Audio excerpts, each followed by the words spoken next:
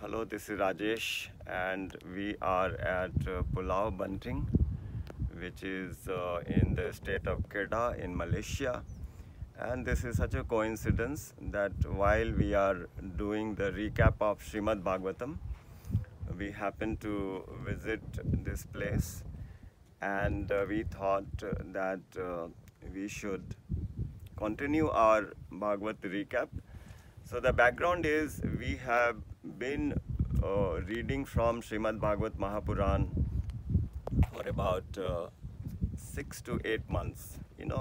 From the time the COVID started, we decided to add Bhagavat Mahapuran as an evening session, and we conduct Bhagavad Gita sessions every morning. So we added Bhagavat Mahapuran. There was great enthusiasm on the part of some of the participants, and we covered almost the entire Bhagavat Mahapuran. The first 8 cantos, we did not read every chapter, but we read most of them. But from chapter 10 onwards, chapter 10, which is about the pastimes of Lord Shri Krishna, we read every chapter. We read all the 90 chapters of Srimad Bhagavat Mahapuran, Canto 10, and the Canto 11 and 12 also we read every topic, every chapter. And then when we concluded, we thought, why don't we do a recap? So we decided there are 13 days left for the year, and what a beautiful way to read Bhagavat Mahapuran and enter into the new year. So that's what we are doing, and since I happen to be in this place called Kedah in Malaysia, we are at a resort called Jerai Hill Resort, which my colleague Sri Milind is showing you. He will show you the mountain, the hill on which the resort is situated, and we have come to this bridge, which used to be a place where the seafarers would land up to go to the island. So let's come back to the Bhagavat Mahapuran. So in the very first session, let's recap the Bhagavat Mahatamya. So what is Bhagavat Mahatamya? If you read Bhagavat Mahapuran, it has got 12 cantos, and each canto has got many topics and chapters. So there are total 345 chapters, and but before we go into the cantos, we read about the Mahatamya, the glories of reading Srimad Bhagavat Mahapuran. Okay, and so we will read about Srimad Bhagavat Mahapuran and do a recap. So the Mahatamya begins with the discussions between Narad Muni and Bhakti Devi. So Narad Muni has landed up in the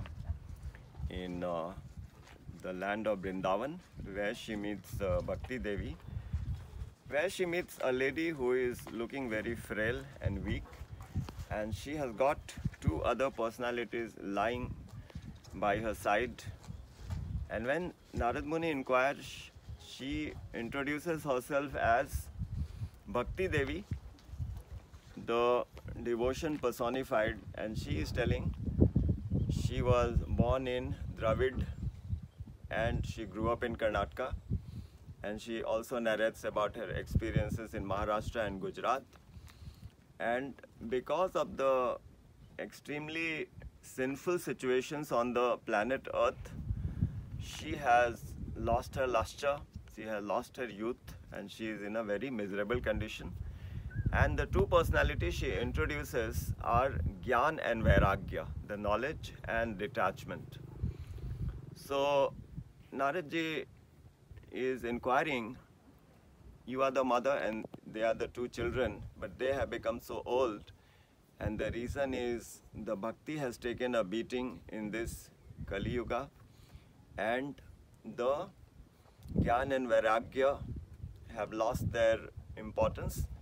So that describes the scenario, and that's the time when Naradji commiserates with her and says that I'll do whatever I can do to restore to you your youth and the lustre.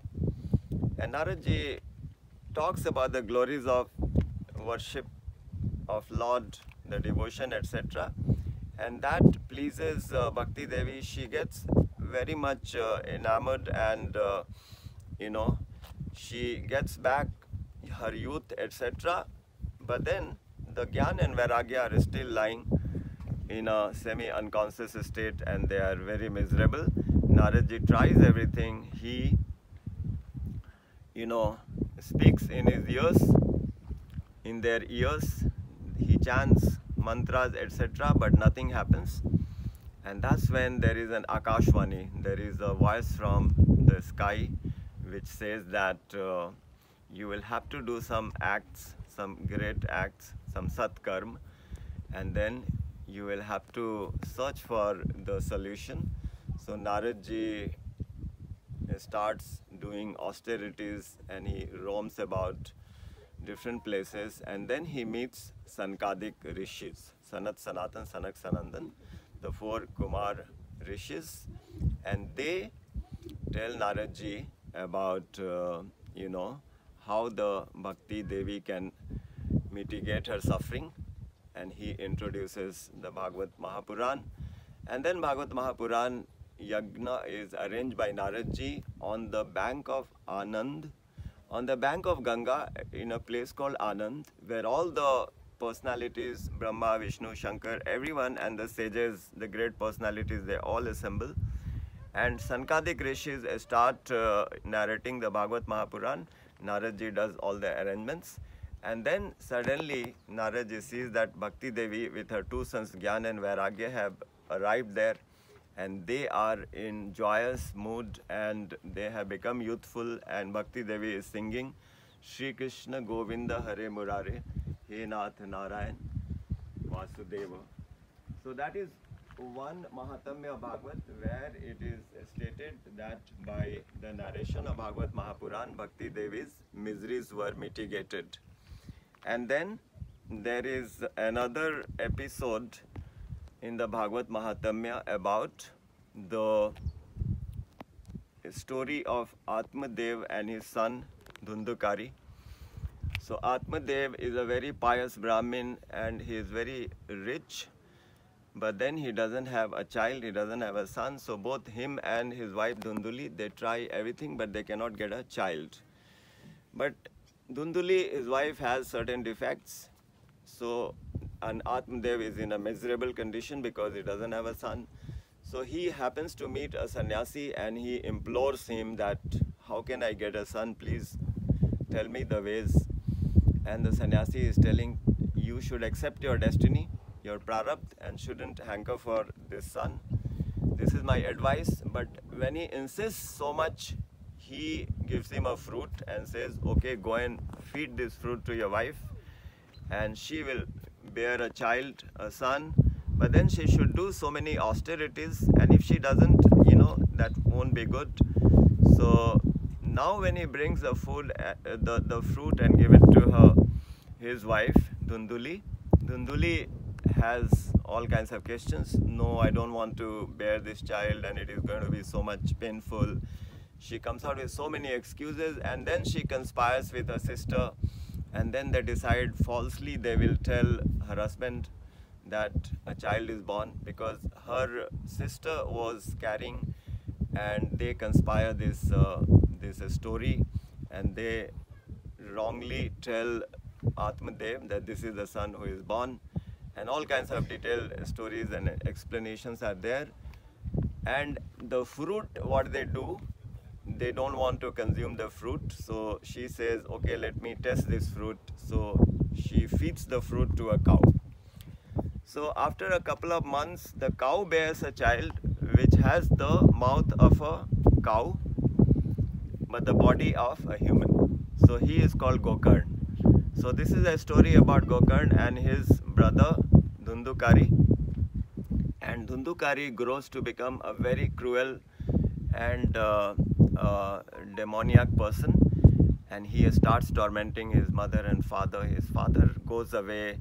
he does, worship of the Lord Shri Krishna, and eventually he attains his destination. But the mother is in a extremely terrible state, and the son is beating her up and demanding money, and threatens that I'll kill you if you don't give money. Finally, she jumps into the well and she is gone. And now this son is with five women who are after his money, and finally they kill him, and as a result Dhundhukari becomes a ghost. And when Dhundhukari becomes a ghost, then he is realizing that what a terrible situation he is in. And this is the time Gokarn has returned to the village, and Dhundhukari meets him in the body of the ghost, and Gokarn comes to know this is my brother, and he tries to help him. And again, when Dhundhukari listens to Bhagavad Katha, the magic happens and he is rid of all his past, and he is eligible now to enter the divine abode.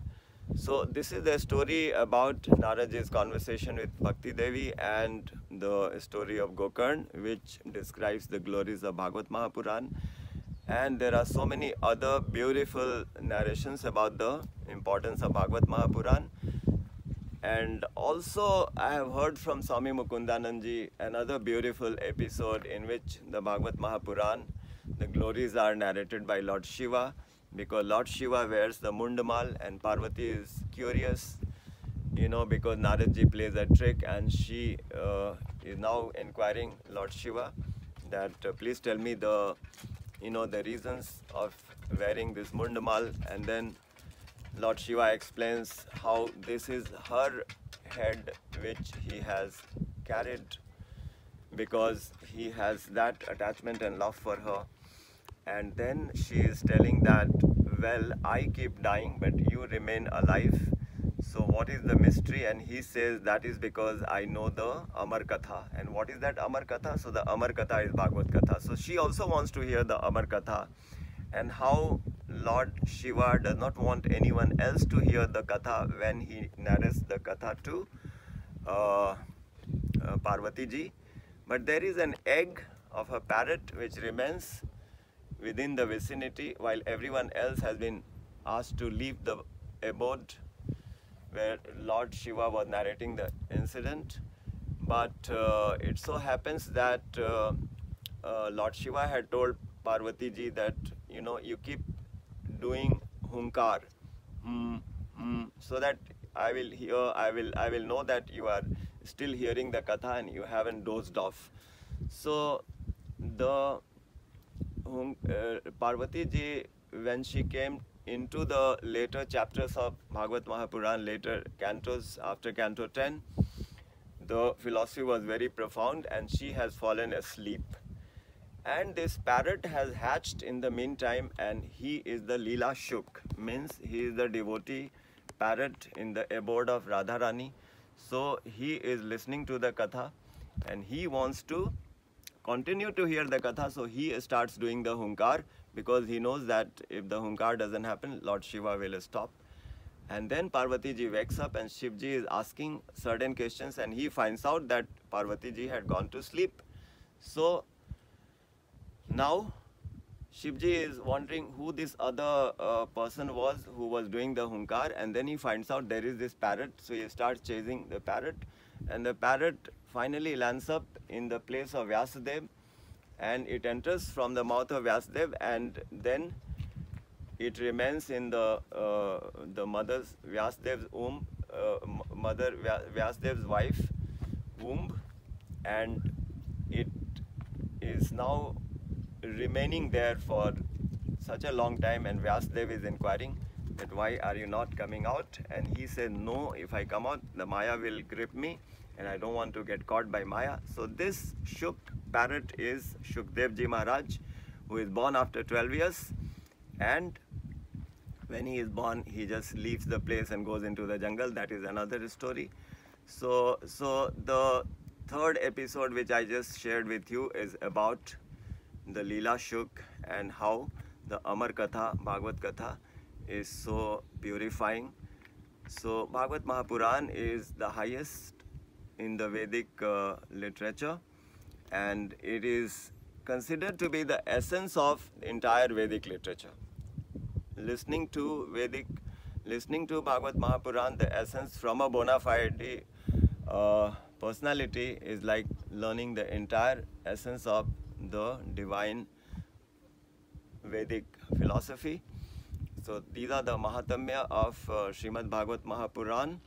And so this is our first video, and then we will take up Canto 1, Canto 2, Canto 3. So I would like to thank Shri Milind, and once again we are so blessed that we are in a distant place. I never wondered that I'll be visiting such remote places in Malaysia, and we happen to do this Mahatamya here. Thank you so much, and my humble obeisances to Swami Mukundanand and all the divine personalities and the saints who have helped me to take interest in Bhagavad Mahapuran and prepare these videos for ordinary folks like me. Thank you so much.